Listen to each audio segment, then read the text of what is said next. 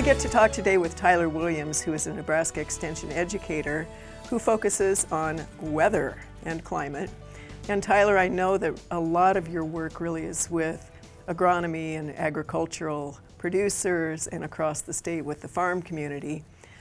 And of course, our show is really more focused on people in urban areas, in their own backyards. We do stretch into acreages and those kinds of things. So can you start by talking a bit about what you know and what you understand about the ag side and how that really affects the urban side? Sure. Yeah, I mean, that's the nice thing about ag and urban areas. They're still dealing with the same climate and weather, right? It doesn't stop at the edge of town. So that part's easy. There are a number of weather patterns and climate variables that come into play that I focus on in the ag world that would impact urban settings probably pretty similar way. That you think about temperature, right? Temperature's a pretty easy one that influences how things grow.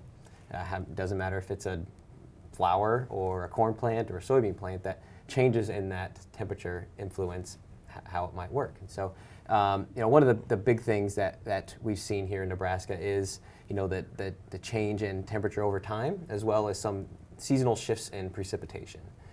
So if we just focus on temperature for a minute, the long-term trend from 1895, we've increased about 1 to 2 degrees, which isn't a lot if you think about, for over 125 years. But the last roughly 35 years, we've been above the last century average, right? So we've slowly increased, but we've just been maintaining above the average. And so we've been pretty consistent in that trend. Again, we have year-to-year variations. Just look back to 2019. We were the third coldest year we've had since 1895. So how does that fit into this long-term pattern, right? And so we get those ups and downs, but overall that trend's been fairly consistent. When it comes to precipitation, we've seen a pretty strong uptick in spring precipitation. We see that that's increased about 1.5 inches over the last 30 to 35 years for across the state. Of course, there's a big variation across our state from one end to the next, right. But overall 1.5 inches, it makes a difference. It's an extra 20% of rain in a season can make a big difference on too wet or it all coming in one event, and that has some influences in how our plants grow and maybe how we should design our urban structures or how we lay out a field of corn. It's all impacted. So I'm glad you brought up both of those issues because, of course, in the plant world, we think first about the zone that we're in, and we have seen a shift. We're a 5AB zone, and of course, that's only one element of what causes a plant to either grow well or not grow well. And I know what people are also then interested in is not just what did happen in 2019, everything from the temperature to a lot of moisture. a lot of moisture. But any notion on what we might expect in 2020 if you get to predict the weather or take a look at where those trends are going? Right, yeah, so if I predict the weather right, I probably should go to Vegas and right. Put it all in black or something. But, right now we're sort of vulnerable, I would say, right now. After the issues that we had last year with all the excess water and flooding and frozen soils, we had a lot of infrastructure that was damaged and, things were really pushed to the limit. If they weren't broken, they were tested. But we're sitting with a lot of moisture in our system. Our soils are pretty much fully saturated. Most of the reservoirs and rivers are, relatively high where, there really isn't any extra room for more water. And so that's probably our biggest concern is if we have a normal year, we probably will still have some flooding issues, especially if you're along one of the rivers.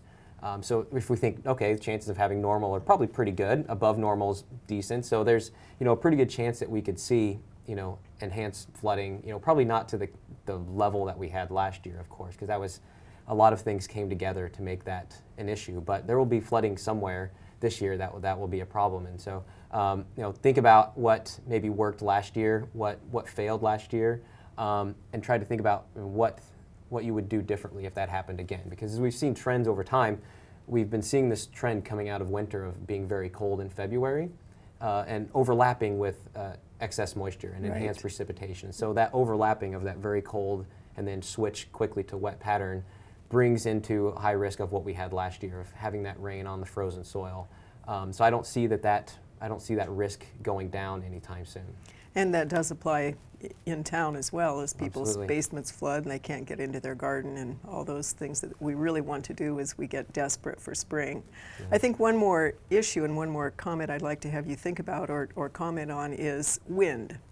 Our wind patterns seem to be a lot more severe in some locations. And of course, plants don't feel wind chill, even though we all whine about it. But what have you seen or what do you see with sort of these violent and unpredictable or higher wind patterns in the ag or the landscape sectors? Yeah, and so overall, that I don't know if we've seen the shift in like wind storms, but the timing of them when they happen seems to be further out in the seasons, a little bit later in the year. I'll talk specifically to an ag setting here, but a high wind event in October or September is really devastating to a corn crop because it knocks off all of the ears of corn when the plant's dying, and so it's pretty hard to get that off the ground. So we've seen that the susceptibility of those storms later in the year has been quite common the last few years.